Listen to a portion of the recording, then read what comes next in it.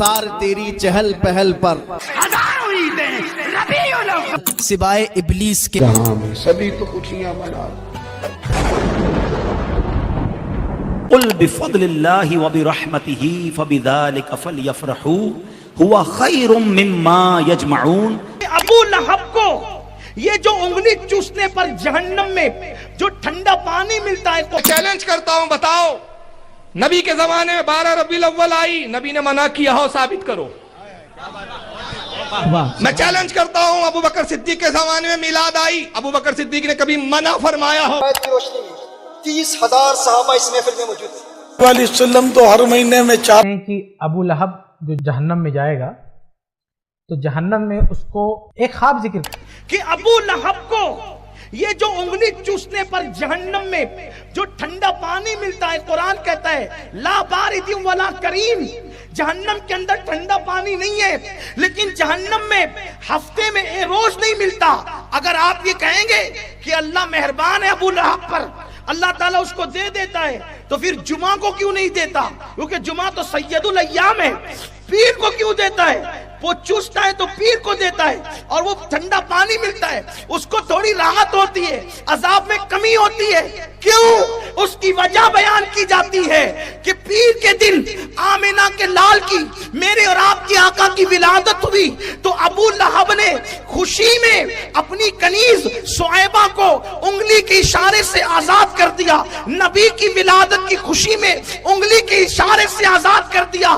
اللہ تبارک و تعالیٰ نے اس کافر کو نبی کی پیدائش پر خوشی منانے کے صدقے میں جہنم میں اس پر یہ احسان فرما دیا۔ اللہ اکبر۔ لیکن ابو لہب نے نبی سمجھ کر خوشی نہیں منائی، بھتیجا سمجھ کر خوشی منائی۔ جب نبی کو بھتیجا سمجھ کر وہ خوشی کرتا ہے تو اس کو بھی جہنم میں تھوڑا سا فائدہ ملتا ہے۔ جو میرے نبی کو نبی اور محبوب خدا کو محبوب خدا سمجھ کر خوشی منائے، اللہ اس کو کتنا انعام عطا فرمائے گا۔ کرتے ہیں۔ ایک خواب ہے کہ کسی نے خواب میں دیکھا کہ ابو لہب جو اللہ کے نبی صلی اللہ علیہ وسلم کا دشمن ہے، اس کے بارے میں قرآن میں پوری سورہ ہے، تبت یدا ابی لہب، ابو لہب کے دونوں ہاتھ ٹوٹ گئے، برباد ہوئی، پوری سورہ ہے قرآن مجید میں۔ اور یہ مطلب اسلام کا، اللہ کے نبی صلی اللہ علیہ وسلم کا، قرآن کا ایک بہت بڑا معجزہ ہے۔ جب یہ آیت نازل ہوئی نا سورہ، وہ زندہ تھا، ابو لہب زندہ تھا، تو اس سورہ کے اندر کہا، اور وہ نبی کا بہت بڑا دشمن تھا، تو یہ آیت نہ سورہ نازل ہوئی کہ یہ تباہ و برباد ہوا ابو لہب، یہ اور اس کی بیوی یہ سب جہنم میں جائیں گے۔ یہ باقاعدہ سورہ لہب میں ہے۔ اب اگر ابو لہب چاہتا تو اپنی دشمنی اس طرح بھی نکال سکتا تھا نا، وہ کہہ دیتا کہ میں اسلام قبول کرتا ہوں۔ تو اگر وہ یہ کہہ دیتا کہ میں اسلام قبول کرتا ہوں تو یہ آیت جھوٹی ثابت ہو جاتی نا۔ یہ آیت میں کیا کہا گیا ہے کہ اس کے ہاتھ تباہ و برباد ہوئی، یہ تو اب جہنمی ہو گیا۔ وہ کھڑا ہو کے بولتا نہیں میں اسلام قبول کرتا ہوں۔ لیکن اللہ کی پھٹکار دیکھیں، اس بد نصیب نے دشمنی بہت نبھائی، لیکن اس پہلو پر وہ یہ نہیں بول سکا، یعنی اس انداز کی دشمنی نہیں نبھا سکا کہ کھڑا ہو کے قرآن کو جھٹلائے نا۔ قرآن نے جو کہہ دیا وہ پتھر کی لکیر ہے۔ یہ معجزہ ہے قرآن کا کہ اس نے کہا ابو لہب کے ہاتھ ٹوٹے، تباہ و برباد ہوا، تو ویسے ہی مرا وہ، اسلام کی، ایمان کی توفیق اس کو نصیب نہیں ہوئی۔ حالانکہ وہ 2 دن کے لیے بھی ڈرامہ کر سکتا تھا، 1-2 دن کے لیے بھی ڈرامہ کر سکتا تھا، الجھا سکتا تھا، پریشان کر سکتا تھا لوگوں کو۔ یہ کیسا قرآن ہے، میں ایمان لاتا ہوں، لیکن نہ 1 سیکنڈ کے لیے بھی وہ نہیں بول سکا۔ وہ یہ ہے قرآن۔ تو اس ابو لہب کے بارے میں کسی نے خواب میں دیکھا، کیا خواب میں دیکھا؟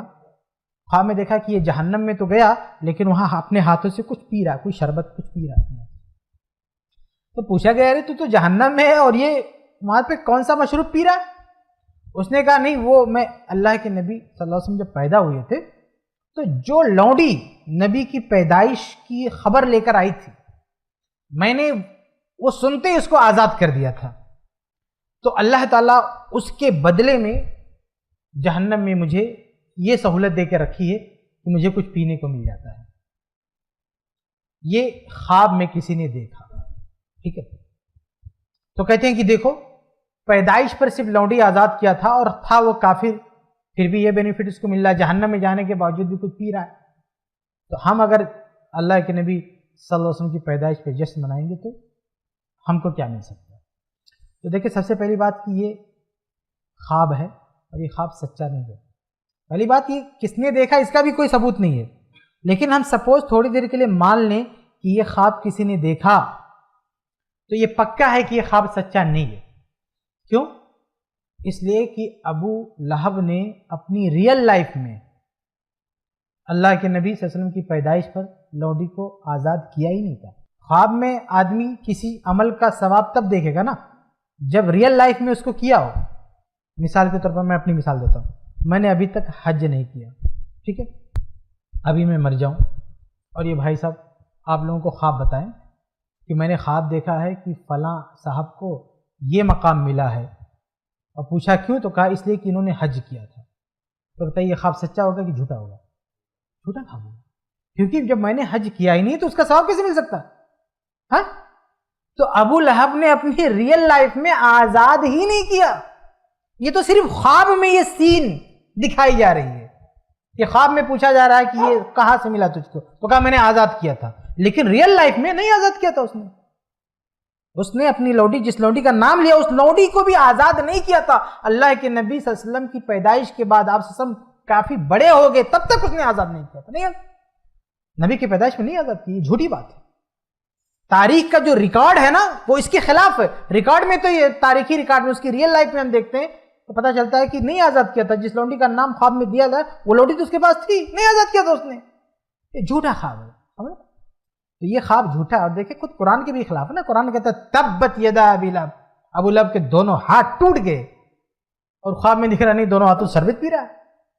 سوچے ہاں، قرآن کہتا ہے دونوں ہاتھ ٹوٹ گئے اور کوئی آدمی خواب میں دیکھ رہا نہیں شربت پی رہا ہے دونوں ہاتھوں سے. کیسے صحیح ہو سکتا ہے؟ یہ جھوٹی باتیں ہیں. اور یہ بھی دیکھیں اصول ہے نا قرآن و حدیث کا کہ اگر کسی نے کوئی عمل کیا، نماز جیسی عبادت، روزے جیسی عبادت، اور ساتھ میں شرک کیا یا کفر کیا تو سب کچھ برباد ہے. نبی کے بارے میں کہا لئن اشرکت لیحبطن عملک، اے نبی اگر آپ نے شرک کیا تو آپ کے بھی سارے عمل برباد. حالانکہ نبی صلی اللہ علیہ وسلم سے شرک نہیں ہو سکتا، کسی نبی سے شرک نہیں ہو سکتا.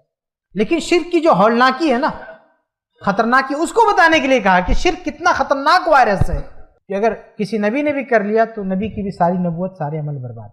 تو بتائیں قرآن نبی کے بارے میں کہہ رہا ہے کہ آپ شرک کریں گے تو آپ کی ساری نبوت، سارا عمل برباد. اور یہ ابو لہب یہ شرک کرے اور اس کی ایک چھوٹی سی بات وہ برباد نہ ہو، جہنم میں بھی اس کا بینیفٹ اس کو ملے، یہ کیسے ہو سکتا ہے؟ نبی کے ساتھ تو ایسی، نبی صلی اللہ علیہ وسلم کے بارے میں تو یہ بات ہے قرآن میں، اور ابو لہب وہ مزے کر رہا ہے جہنم میں، شرک کرنے کے باوجود بھی مزے کر رہا ہے. یہ سب بیکار کی بات ہے، اس کی کوئی حقیقت نہیں. اور آپ یہ سوچیں کہ مطلب نبی سے محبت کرنے کے لیے دلیل نبی کے دشمنوں سے ملی ہے، اور کوئی دلیل نہیں ملی قرآن حدیث کی. عمل کیا ہے؟ محبت رسول. دلیل کیا؟ دشمن رسول کے گھر سے.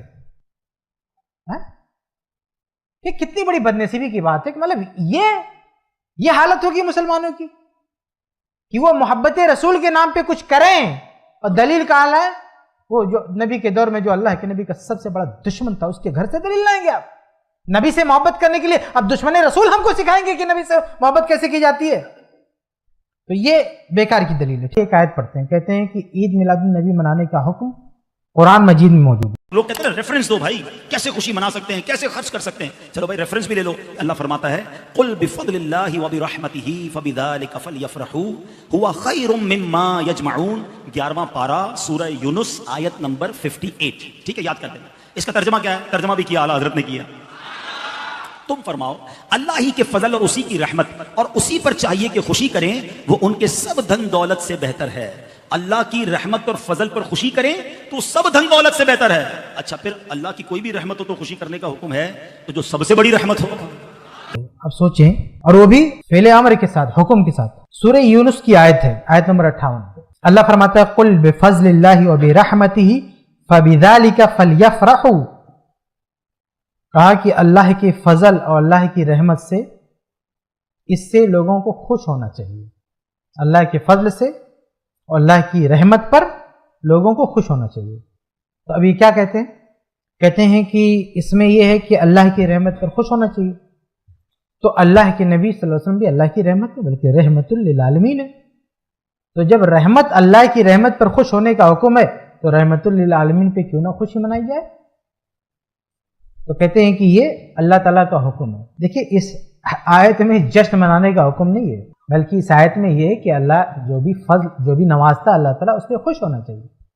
تو خوش ہونا ایک الگ چیز ہے اور جشن منانا الگ چیز ہے. اور سب سے بڑی بات یہ ہے کہ یہ جو حکم ہے قل کہہ دیں فلیفرحوا خوش ہو جائیں. یہ حکم ہے نا خوش ہو جائیں. یہ حکم سب سے پہلے کس کو ملا؟ آپ کو. سب سے پہلے صحابہ کرام کو ملا نا. تو صحابہ کرام کو جب یہ حکم ملا تو عمل کیوں نہیں کیا انہوں نے؟ اگر خوش ہونے کا مطلب یہ تھا کہ جشن مناؤ وہ بھی اللہ کے نبی صلی اللہ علیہ وسلم کی ولادت پہ، بھائی اس میں یہ کہ اللہ یہ جو ہے نا کہ اللہ کے نبی صلی اللہ علیہ وسلم رحمت للعالمین ہے تو اللہ کے نبی صلی اللہ علیہ وسلم کی پوری زندگی رحمت ہے نا.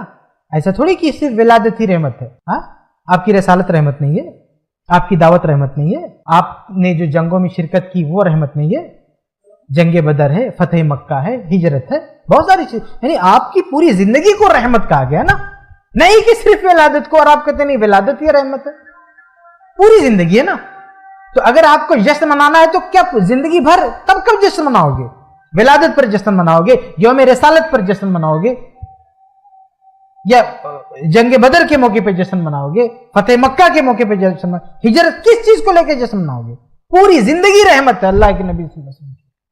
تو اس آیت میں اس چیز کا حکم نہیں ہے کہ ولادت کو لے کے جشن مناؤ. اگر یہ حکم ہوتا تو آپ سوچیں صحابہ کرام کو کرنا چاہیے تھا نا عمل. اور صحابہ کرام کون ہیں کہ جب نماز کا حکم ہوتا نا تو یہ صحابہ کرام اتنی نماز پڑھتے ہیں کہ اللہ کے نبی صلی اللہ علیہ وسلم کو روکنا پڑتا ہے کہ اتنی نماز مت پڑھو، تمہارے بال بچوں کا بھی تم پر حق ہے. یعنی فرائض کے ساتھ ساتھ نفل نمازیں اتنی زیادہ پڑھنے لگے کہ نبی کو روکنا پڑتا ہے کہ اتنا زیادہ نہیں، بال بچوں کا. ایک صحابی کہتے نا کہ میں تو شادی ہی نہیں کروں گا، رات بھر نماز پڑھوں گا. تو آپ صلی اللہ علیہ وسلم نے ان کو بلا کے ان کو ڈانٹا کیا؟ نہیں، یہ میرا طریقہ، میں نماز بھی پڑھتا ہوں، رات میں سوتا بھی ہوں، یہ میرے طریقے کے خلاف ہے. ایک صحابی نے کہا کہ میں ہمیشہ روزہ رکھوں گا. یہ قرآن میں ہے نا روزہ رکھنے کا حکم ہے. اب روزہ رکھنے کا حکم آیا، اتنا روزہ رکھنے لگے صحابہ کہ منع کرنا پڑا. زکوٰۃ کا حکم آتا ہے، صحابہ کرام فرض تو جانے دیجئے، نفل زکوٰۃ اتنا دیتے ہیں، کوئی اپنا پورا گھر اللہ کی راہ میں دے رہا ہے. اللہ کے نبی صلی اللہ علیہ وسلم کو سمجھانا پڑا رہا ہے بھائی کچھ بال بچوں کے لیے بھی بچا کے رکھو. ذرا سوچیں، نماز کا حکم آئے تو اتنا نماز پڑھیں، وہ روزے کا حکم آئے اتنے روزے رکھیں، زکوٰۃ کا حکم آئے پوری دولت لٹا دیں، اور عید میلاد النبی کا حکم ہو کوئی زندگی میں کبھی نہ منائے، جبکہ یہ تو بڑا آسان ہے. یعنی سال میں ایک دفعہ منانا تھا. نماز تو ڈیلی کا مسئلہ ہے، روزہ تو اکثر مسئلہ ہے، نفلی روزے تو ہر مہینے میں رکھے جاتے ہیں، ایام بیز ہے، پیر کے روزے ہیں، جمعرات کے روزے تو ہر مہینے کا مسئلہ ہے. لیکن یہ عید میلاد النبی سال میں ایک دفعہ منانا تھا، لیکن نہیں، یہ نہیں ہو پا رہا. کہ اللہ کے نبی صلی اللہ علیہ وسلم، صحیح مسلم وغیرہ کی روایت ہے نا کہ پیر جمعرات کے دن جو ہے روزہ رکھتے تھے. تو پیر کا دن جو روزہ رکھتے تھے اللہ کے نبی صلی اللہ علیہ وسلم، پوچھا گیا کہ پیر کے دن روزہ رکھنے کی کیا حکمت ہے؟ تو آپ صلی اللہ علیہ وسلم نے پیر کے دن کے بارے میں کہا کہ میری پیدائش پیر کے دن ہوئی ہے. پیارے آقا صلی اللہ تعالی علیہ وآلہ وسلم تو ہر مہینے میں 4 دن مناتے تھے جشن ولادت. ہر مہینے میں، ربیع الاول میں بھی اور ہر مہینے میں. وہ یوں مطلب حدیث شریف ہے کہ پیارے آقا صلی اللہ تعالی علیہ وآلہ وسلم ہر پیر شریف کو روزہ رکھتے تھے. جب آپ کی خدمت میں پوچھا گیا اس کی وجہ، تو ایک وجہ یہ بتائی، فیہ ولدت، اسی دن میری ولادت ہوئی ہے. یعنی ہر پیر کو آپ کا برتھ ڈے، تو یہ روزہ آپ رکھتے تھے پیارے آقا صلی اللہ علیہ وسلم. اور اسی دن مجھے رسالت ملی ہے.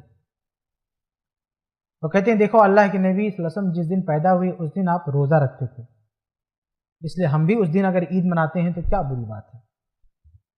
تو دیکھیں یہ تاریخ پر روزہ رکھنے کی بات نہیں، دن پر روزہ رکھنے کی بات ہے. دن اور تاریخ میں بہت فرق ہے. پیر کا دن ہے، اب پیر کے دن کوئی بھی تاریخ ہو سکتی ہے، 12 ربیع الاول نہیں ہے. پیر کا دن وہ بھی ہر ہفتے میں ایک دن آتا ہے، اور آپ صلی اللہ علیہ وسلم ہر ہفتے میں، مہینے میں 4 دن سمجھ لیجیے پیر کے دن روزہ رکھتے تھے. اور ہم اس کو لے جا کے سال پہ فٹ کریں، وہ بھی تاریخ پر. یہ دن ہے، تاریخ نہیں ہے. اور دوسری بات یہ کہ اسی میں یہ بھی ہے نا کہ آپ روزہ رکھتے تھے، روزہ، کوئی جشن نہیں مناتے تھے. پیر کے دن روزہ رکھتے تھے، اور ہم تو بھائی دیگے چڑھاتے ہیں، کھانا بناتے ہیں، کیا کیا کرتے ہیں. یہ کون سی سنت تھی؟ اس کے علاوہ ہم نے جو اس کا نام دیا ہے عید کا دن، اور عید کے دن روزہ رکھنا حرام ہے. آپ کہتے ہم عید منا رہے ہیں، اگر واقعی یہ عید ہے تو عید کے دن روزہ رکھا ہی نہیں جا سکتا. اللہ کے نبی صلی اللہ علیہ وسلم نے اپنی پیدائش کے دن، تاریخ نہیں دن، روزہ رکھا. اس کا مطلب یہ ہے کہ وہ دن عید کا دن نہیں ہو سکتا، کیونکہ عید کے دن تو روزہ رکھنا حرام اور ناجائز ہے. اور ایک وہی بات پھر میں دہراؤں گا کہ اگر واقعی اس حدیث میں یہ حکم ہوتا کہ نبی کی پیدائش پر عید منانا ہے تو یہ حدیث آپ کو سنائی گئی کہ سب سے پہلے صحابہ کو سنائی گئی ہے؟ سب سے پہلے صحابہ کو سنائی گئی نا. تو صحابہ کرام نے کیوں نہیں عمل کیا؟ اس کا مطلب اس حدیث کا وہ مطلب نہیں جو آج آپ سمجھ رہے ہیں. اگر اس حدیث میں مطلب ہوتا کہ عید میلاد النبی مناؤ تو صحابہ کرام یہ مناتے نا. تو یہ اس طرح سے یہ بھی ایک حدیث دلیل دیتے ہیں. ایک اور دلیل جو یہ لوگ دیتے ہیں وہ یہ کہ اللہ کے نبی صلی اللہ علیہ وسلم، بخاری کی روایت ہے کہ مدینہ میں گئے تو آپ نے دیکھا کہ جو یہودی لوگ ہیں وہ 10 محرم کو روزہ رکھتے ہیں، 10 محرم کو روزہ رکھتے ہیں. تو پوچھا کیوں؟ کہا یہ وہ دن ہے جس دن اللہ تعالیٰ نے موسیٰ علیہ السلام کو فرعون سے نجات دیا. موسیٰ علیہ السلام کو فرعون سے نجات دیا تو فصامہ موسیٰ، تو موسیٰ علیہ السلام نے روزہ رکھا. تو اللہ کے نبی صلی اللہ علیہ وسلم نے فرمایا کہ میں تو زیادہ حقدار ہوں کہ روزہ رکھوں. تو اللہ کے نبی صلی اللہ علیہ وسلم نے بھی روزہ رکھا اور روزہ رکھنے کا حکم دیا. یہ صحیح بخاری کا حدیث ہے. تو اب اس حدیث کو پیش کر کے کہتے کیا ہیں؟ کہتے ہیں کہ دیکھو فتح کے دن کو جو ہے یہود نے خوشی منایا، اللہ کے نبی صلی اللہ علیہ وسلم نے بھی روزہ رکھا. تو آپ صلی اللہ علیہ وسلم کی جو پیدائش کے دن ہو تو اس سے بڑی بات ہے ہمارے لیے، اس لیے ہم کیوں نہ اس میں خوشی منائیں. تو یہاں پر بھی بات یہی ہے میرے بھائیوں کہ اس میں بھی کوئی جشن منانے کی بات نہیں ہے، عبادت کرنے کی بات ہے، روزہ رکھنے کی بات ہے. اور یہ روزہ رکھنے کی بات بھی اللہ کے نبی صلی اللہ علیہ وسلم کے حکم پر ہے کہ آپ صلی اللہ علیہ وسلم نے حکم دیا تھا، آپ صلی اللہ علیہ وسلم نے تعلیم دی کہ اس دن روزہ رکھنا ہے. تو اس دن جو اصل حدیث کی جو تعلیم ہے کہ وہ یوم عاشورہ کو روزہ رکھنا ہے. اور وہاں پر پھر یہی بات آتی ہے کہ اگر اس میں عید میلاد النبی بھی منانا ہوتا، اس میں ایسا کوئی اشارہ ہوتا تو صحابہ کرام ہم سے زیادہ سمجھنے والے ہیں حدیث کی، اور ہم سے زیادہ نبی سے محبت کرنے والے بھی ہیں، ہم سے زیادہ نبی سے قربت رکھنے والے ہیں، تو وہ ضرور عید میلاد النبی مناتے اگر اس حدیث میں مطلب ہوتا تو. لیکن آپ کو ایک عجیب بات بتاؤں میرے بھائیو، یہ جو حدیث ہے موسیٰ علیہ السلام والی، اس حدیث کا اصل میسج کیا ہے، اصل پیغام کیا ہے؟ اصل پیغام یہ ہے کہ 10 محرم کو روزہ رکھا جائے. تو یہ لوگ ربیع الاول میں اس حدیث کو بہت زور و شور سے سناتے، حالانکہ اس حدیث کا تعلق ربیع الاول سے نہیں ہے، محرم سے. محرم کی 10 تاریخ کو. اب محرم کی 10 تاریخ کو اب سانپ سوکھ جاتا ہے، ان کو پتہ ہی نہیں یہ حدیث کہاں. محرم میں ہم کھول کے بتائیں، اٹھا کے دکھائیں، دیکھو یہ حدیث ہے 10 محرم کو تم لوگ کیوں پکڑ کے سب کو شربت پلا رہے ہو؟ تو 10 محرم کو جو اصل میسج ہے حدیث کا کہ 10 محرم کو روزہ رکھا جائے، اس کے ساتھ کیا حال کرتے ہیں لوگ؟ 10 محرم کو سب سے زیادہ کھاتے ہیں، لوگوں کو پکڑ کے کھلاتے ہیں. ہم ان کو یہ حدیث سنائیں تو ٹھکانے لگ کنارے کر دیتے ہیں حدیث کو، نہ کچھ نہیں. لیکن جیسے ہی ربیع الاول آتا یہ حدیث وہاں یہ ہم کو الٹا ہی ہم کو سنانے لگتے. محرم میں ہم ان کو دکھاتے حدیث کھول کے، اور ربیع الاول جب آتا ہے تو یہ کھول کے ہم کو دکھانے لگتے یہ دیکھو اس میں میلاد کی بات ہے، جبکہ حدیث میں اصل بات کیا ہے؟ روزے کی بات ہے. تو جہاں سے حدیث کا تعلق ہے وہاں پہ حدیث نہیں اٹھائیں گے، وہ تعلق ختم ہو گیا، وہ وقت نکل گیا، اب ان کو ربیع الاول میں یاد آ رہی ہے حدیث. تو اس حدیث میں بھی ایسی کوئی بات نہیں. ایسی کوئی بات ہوتی تو سوچیں صحابہ تابعین یہ لوگ حدیث نہیں سمجھتے تھے، ان لوگوں کو بھی کرنا چاہیے تھا. محبت رسول بھی ان کے دل میں. ایک اور چیز بتاؤں، جب ہم ان کو کہتے ہیں کوئی دلیل دو عید میلاد النبی کی، جب دلیل نہیں دے پاتے تو کیا کہتے ہیں؟ کہتے منع کہاں؟ چیلنج کرتا ہوں، بتاؤ نبی کے زمانے میں 12 ربیع الاول آئی، نبی نے منع کیا ہو، ثابت کرو. میں چیلنج کرتا ہوں ابو بکر صدیق کے زمانے میں میلاد آئی، ابو بکر صدیق نے کبھی منع فرمایا ہو؟ بتاؤ. عمر نے منع کیا ہو؟ بتاؤ. عثمان. یہ بتاؤ، عجیب و غریب بات. کہتے ہیں کہ کہاں قرآن و حدیث میں کہاں منع کیا گیا ہے کہ عید میلاد النبی مت مناؤ؟ منع کدھر ہے؟ تو دیکھیں بات یہ ہے کہ ہر بدعت سے منع کر دیا گیا، اس میں یہ بھی آ گیا بدعتیں. اب ایسا تھوڑی ہے نا کہ قیامت تک نام لے کے کہا جائے گا قرآن و حدیث میں کہ یہ بھی بدعت، یہ بھی حرام، یہ بھی، نام لینے لگیں گے بتائیے تو یہ سارے نام کہاں سمائیں گے؟ آپ کون سی کتاب میں لکھیں گے؟ ابھی قرآن میں اگر نام لیا جانے لگے کہ قیامت تک یہ چیزیں پیدا ہوں گی، سب غلط ہے، بتائیے قرآن کتنا بڑا ہو جائے گا۔ حدیث میں لکھا جائے تو بتائیے کوئی لکھ پائے گا اس کو؟ اس لیے اصول دیے گئے قرآن و حدیث میں، اصولی طور پر بات کہی گئی ہے۔ اصولی طور پر کیا؟ کہ جتنا قرآن میں ہے، جتنا حدیث میں ہے، بس اس کے علاوہ جو کچھ آتا ہے ایکس وائی زیڈ، جو کچھ ایڈ کیا جاتا ہے سب بدعت ہے۔ مثلا قرآن میں اللہ تعالیٰ نے کہا اطیعوا اللہ واطیعوا الرسول ولا تبطلوا اعمالکم، اللہ کی اطاعت کرو اور اللہ کے رسول صلی اللہ علیہ وسلم کی اطاعت کرو، ولا تبطلوا اعمالکم، اپنے اعمال کو باطل مت کرو، اپنے اعمال کو باطل مت کرو۔ مطلب یہ کہ اللہ اس کے رسول کی اطاعت سے ہٹ کر کسی اور کی اطاعت کرو گے، کسی اور کے کہنے پر کوئی عمل انجام دو گے تو وہ باطل ہے، ریجیکٹڈ ہے، مردود ہے، اس کی کوئی حیثیت نہیں ہے۔ اور یہی بات حدیث میں بھی ہے، صحیح بخاری کی حدیث ہے کہ من احدث فی امرنا ھذا، اور دوسری روایت میں ہے فی دیننا ھذا، جو ہمارے اس معاملے میں یعنی دین کے معاملے میں کوئی نئی چیز ایجاد کرتا ہے، لیس علیہ امرنا، جس پر ہمارا حکم نہیں تھا، جو ہمارے بتائے ہوئے طریقے کے مطابق نہیں تھا، فہو رد، وہ ریجیکٹڈ ہے، وہ مردود ہے۔ تو قرآن اور حدیث دونوں میں یہ اصول بتا دیا گیا کہ دین میں کوئی نئی چیز نہیں لائی جا سکتی۔ یہ اصولی بات قرآن میں بتائی گئی ہے۔ جب منع کر دیا گیا ہے کہ دین میں کوئی نئی چیز نہیں لا سکتے تو ہم کیسے عید میلاد النبی کو جو ہے تسلیم کر سکتے؟ اور بدعات کے بارے میں یہ جو کہتے ہیں بدعت، کچھ بدعت حسنہ ہو، اور وہ نیا کام جو کسی سنت یا حدیث سے ٹکراؤ نہ ہو، اس کی وجہ سے کسی سنت یا حدیث سے کوئی ٹکراؤ نہیں اور وہ مخالف شرع بھی نہیں، تو یہ بدعت درست، اور اسے بدعت حسنہ کے نام سے بھی تعبیر کیا گیا۔ کچھ بدعت اچھی ہوتی ہے، کچھ بدعت بری ہوتی ہے، تو اسلام نے یہ تقسیم نہیں کی ہے، یہ تقسیم باطل ہے، اپنی طرف سے کی ہے لوگوں نے۔ قرآن و حدیث میں ایسی کوئی تقسیم نہیں ہے کہ اچھی بدعت کی گنجائش ہو، نہ۔ اور سب سے پہلے دیکھیے، میں کچھ اصولی بات آپ کے سامنے رکھوں، ذرا اس پہ غور کریں تو آپ کو سمجھ میں آ جائے گا کہ بدعت کی کوئی گنجائش نہیں۔ قرآن و حدیث میں کئی اصول دیے گئے ہیں بدعت کے تعلق سے۔ سب سے پہلا اصول یہ ہے کہ دین بنانا یہ اللہ کا کام ہے۔ دین بنانا کس کا کام ہے؟ اللہ تعالیٰ کا کام ہے۔ دین کا، شریعت جو ہے وہ اللہ کی طرف سے بنائی ہوتی ہے، انسان شریعت نہیں بناتا۔ اس لیے قرآن میں کیا ہے؟ اتبعوا ما انزل الیکم، کہ اتباع کرو اس دین کی جو نازل کیا گیا ہے۔ تو دین آسمان سے نازل ہوتا ہے، دھرتی پر نہیں بنتا ہے، چاہے کوئی نبی ہی کیوں نہ ہو۔ نبی بھی دین نہیں بنا سکتا، بلکہ نبی کا مطلب کیا ہے؟ بتانے والا۔ رسول مطلب بتانے والا، یعنی اللہ کی طرف سے جو پیغام آیا نبی تک، وہ پیغام نبی امت کو بتایا۔ یہ پہلی بات ذہن میں رکھ لیں کہ دین بنانے کا حق کس کو ہے؟ اللہ تعالیٰ کو۔ اسی لیے پرانے جو اہل کتاب تھے ان کے بارے میں قرآن نے کہا ہے کہ شرعوا، ان لوگوں نے کچھ دین میں نئی نئی چیزیں ایجاد کی، تو اللہ تعالیٰ نے کہا کیا ان کے پاس کوئی اور معبود ہے جو ان کو سکھا رہا ہے کہ یہ دین بناؤ، دین میں یہ چیزیں پیدا کرو؟ یعنی یہ صرف اللہ تعالیٰ کا کام ہے۔ دین بنانا کس کا کام ہے؟ اللہ تعالیٰ کا کام ہے۔ تو جو کام اللہ کا ہے کوئی انسان کیوں کرے گا اس کو؟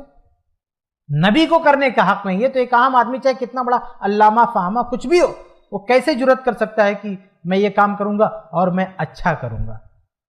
تو جو کام ہمارا نہیں ہے، گرچہ ہم اس کو اچھا سمجھیں، ہم نہیں کر سکتے۔ اگر مثال سے سمجھے، دیکھیے ایک کورٹ میں، عدالت میں فیصلہ کرنے کا حق کس کو ہوتا ہے؟ جج کو ہوتا ہے۔ اب ایک آدمی جو جج نہیں ہے وہ کہے میں فیصلہ کرتا ہوں، میرا فیصلہ غلط نہیں ہے، ٹھیک ہے، اس کو کوئی مانے گا؟ بھئی تمہارا یہ کام ہی نہیں ہے، تم لاکھ اچھے فیصلے کرو لیکن یہ تمہاری ڈیوٹی نہیں، تم کو یہ پاور نہیں ہے فیصلہ کرنے کا۔ وہ جج کا کام ہے، جج کرے گا، تم کون ہوتے فیصلہ کرنے والے؟ یہ کہہ کر کہ ہم اچھا فیصلہ کرنے، لاکھ اچھا کر رہے ہو لیکن یہ تمہارا کام نہیں ہے، کوئی نہیں مانے گا تمہارا فیصلہ۔ تو ایسے دین جو ہے، دین بنانا یہ اللہ تعالیٰ کا کام ہے، ٹھیک ہے؟ تو جو کام ہمارا ہے ہی نہیں، ہم کیوں کریں یہ کہہ کر کہ نہیں ہم اچھا کر رہے ہیں؟ بھائی کیوں کر رہے ہیں اچھا؟ کیوں کر رہے ہو آپ جب یہ تمہارا کام ہی نہیں، اللہ تعالیٰ کا کام ہے؟ تم کون ہوتے ہو اللہ تعالیٰ کا کام کرنے والے؟ ہے. تو یہ پہلا پوائنٹ سمجھیں کہ دین بنانے کا حق صرف اللہ رب العالمین کا ہے. اور ساتھ میں یہ بھی سمجھ لیں کہ جو کہتے ہیں نا کہ ہم یہ اچھی چیز ہے اس لیے ہم دین میں لا رہے ہیں. بھائی اچھی چیز ہے تمہیں کیسے پتا چلا؟ بھائی کیا چیز اچھی ہے اور کیا چیز بری ہے اس کا علم اللہ کے پاس ہے نا. انسان نہیں فیصلہ کر سکتا کہ یہ اچھا ہے یہ برا ہے. دین کے معاملے میں کیا اچھا ہے کیا برا اس کا فیصلہ انسانی عقل نہیں کر سکتی ہے.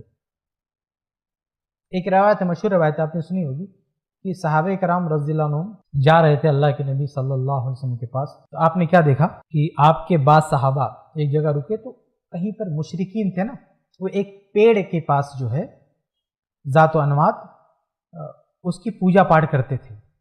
ایک پیڑ تھا اس کی وہ لوگ پوجا کرتے تھے.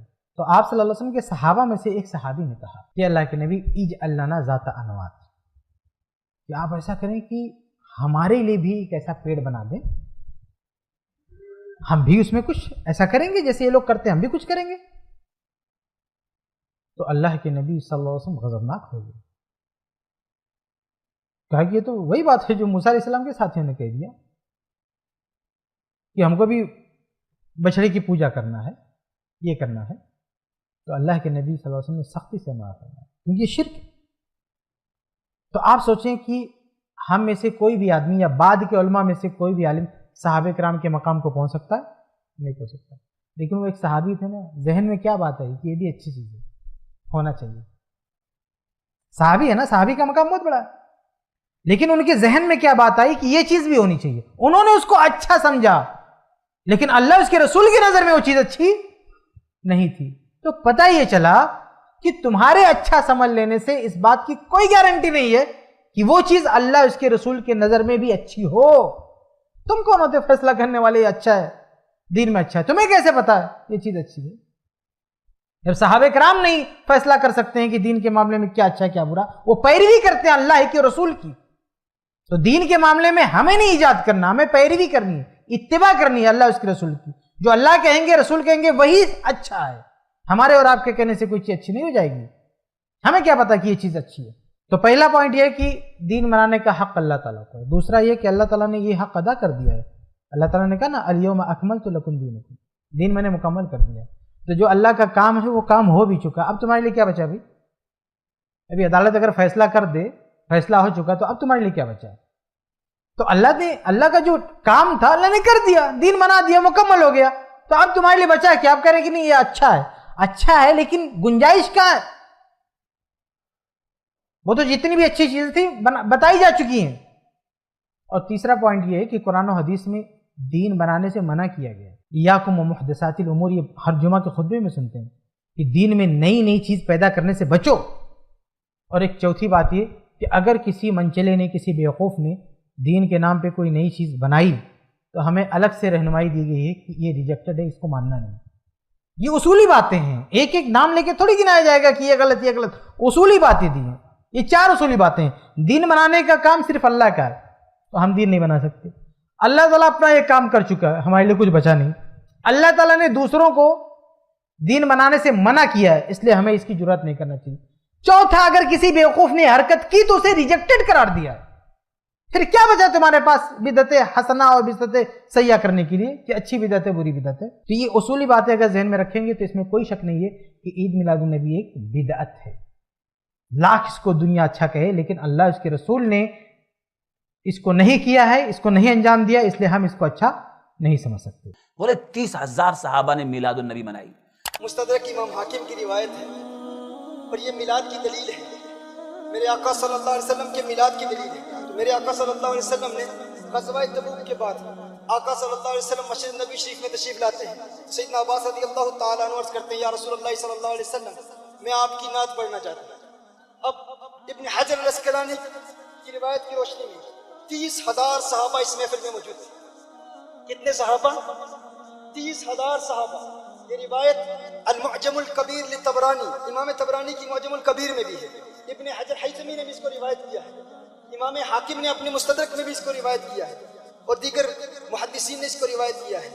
میرے آقا صلی اللہ علیہ وسلم کے صحابی عرض کرتے ہیں یا رسول اللہ صلی اللہ علیہ وسلم میں آپ کی نعت پڑھنا چاہتا ہوں. آقا نے اجازت دے دی. ابن حجر اسقلانی کہتے ہیں فرماتے ہیں کہ اس محفل میں 30,000 صحابہ موجود تھے. اب وہ نعت کیا تھی؟ وہ کہتے ہیں انت لما ولدت اشرقت الارض. یا رسول اللہ صلی اللہ علیہ وسلم، جب آپ کا میلاد ہوا، جب آپ کا میلاد ہوا 30,000 صحابہ کے مجمع میں، سیدنا عباس فرما رہے ہیں کہ آپ کے میلاد کی برکت سے پوری زمین روشن ہو گئی، آپ کے نور کی برکت سے افق روشن ہو گئے، پوری زمین روشن ہو گئی، آپ کا نور ہر طرف پھیل گیا. میرے آقا نے یہ نہیں فرمایا اے عباس کیا کر رہے ہیں، ابھی ہم غزوہ تبوک سے واپس آئے ہیں اور میرے میلاد کی کوئی اہمیت نہیں، میرے میلاد کی محفل کیوں منا رہے ہو؟ میرے آقا صلی اللہ علیہ وسلم نے منع نہیں فرمایا. 30,000 صحابہ موجود ہیں، میرے آقا کی صدارت میں میلاد میں مصطفیٰ صلی اللہ علیہ وسلم کی محفل انعقاد پذیر ہے. پتہ چلا میلاد منانا میرے آقا کی بھی سنت ہے اور آقا کے 30,000 صحابہ کی سنت ہے. دلیل کیا دیا؟ کہا کہ غزوہ تبوک میں جو ہے غزوہ تبوک کی واپسی میں صحابہ سب جمع تھے، 30,000 صحابہ تھے، اور ایک صحابی نے جو ہے نبی کی تعریف میں آپ کی پیدائش کے خوشی میں آپ کے لیے نعت پڑھی، آپ کی پیدائش کی خوشی میں نعت پڑھی. تو اور سارے صحابہ 30,000 صحابہ وہ شعر ہے اور شعر میں نعت پڑھی، عربی میں شعر ہے، اور 30,000 صحابہ جھوم گئے. تو دیکھو 30,000 صحابہ جھوم رہے ہیں ایک نعت پر، یہ میلاد ہے، یہ میلاد ثابت ہو رہا ہے. اب بتائیے کہاں سے؟ سوال یہ ہے، پہلی بات تو اس روایت پر ہی کلام ہے پوری، کہ وہ روایت پہ سارے علماء نے کلام کیا کہ صحیح نہیں ہے. دوسری بات یہ کہ یہ جو اس سے میلاد النبی کہاں ثابت، وہ کون سی تاریخ تھی؟ کچھ ہے اس میں؟ کچھ بھی نہیں. وہ 12 ربیع الاول کا دن تھا، کچھ بھی حدیث میں نہیں ہے. لوٹنے کے بعد اور اللہ کے نبی صلی اللہ علیہ وسلم کی تعریف میں کوئی شعر پڑھنا کوئی غلط تھوڑی ہے، ٹھیک ہے، صحابہ بھی پڑھتے تھے، آپ بھی پڑھ سکتے ہو، لیکن ایک دن خاص کرنا، اس کے لیے ایک تاریخ خاص کرنا، یہ کہاں نکلتا اس میں؟ کہاں وہاں لکھا ہے کہ وہ 12 ربیع الاول کی تاریخ تھی اور 30,000 صحابہ جمع تھے اور ایک صحابی آئے اور نبی کی تعریف کرنے لگے اس دن؟ اچھا، کیا ہر سال ایسا ہوتا تھا؟ کیا سارے صحابہ ہر سال جمع ہوتے تھے 12 ربیع الاول کو؟ تو کبھی کسی صحابی نے نبی کی تعریف کر دیا، کوئی مسئلہ تھوڑی ہے، اور کرنا چاہیے نبی کی تعریف. تو اس سے میلاد النبی نکال. ایسے بہت ساری کہ جب اللہ کے نبی صلی اللہ علیہ وسلم کی پیدائش ہوئی، ایک روایت ہے، ضعیف روایت ہے، کہا کہ جو ہے جبریل 3 جھنڈا لگائے، ایک آسمان میں اور ایک جو ہے اللہ کے نبی کے گھر پر اور ایک جھنڈا کعبہ پر.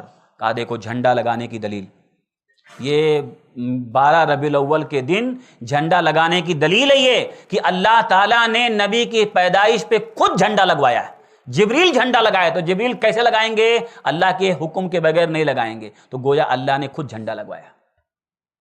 لائٹنگ کی دلیل، کہا دیکھو اللہ کے نبی صلی اللہ علیہ وسلم کی والدہ کہتی ہیں جب ولادت ہوئی اللہ کے نبی صلی اللہ علیہ وسلم کی، تو جب ولادت ہوئی تو میرے بطن سے، میرے پیٹ سے ایک نور نکلا اور وہ نور شام کے محلات روشن ہو گئے. میں نے روشنی دیکھی کہ جب ولادت ہوئی نبی کریم صلی اللہ علیہ وسلم کی تو اس وقت میرے پیٹ سے ایسی روشنی نکلی جو سارے محلات روشن ہو گئے. کہا دیکھو اللہ نے لائٹنگ کا انتظام کیا. تو یہ لائٹنگ ہم بھی کرتے ہیں. کیسے؟ مطلب کہاں سے؟ کچھ بھی دلیل. سوال یہ ہے کہ ٹھیک ہے نبی کے پیدائش پہ جو کچھ پیدائش کے وقت ہوا، کیا یہ ہر سال ہوتا تھا؟ ہر سال جبریل جھنڈا لگاتے تھے؟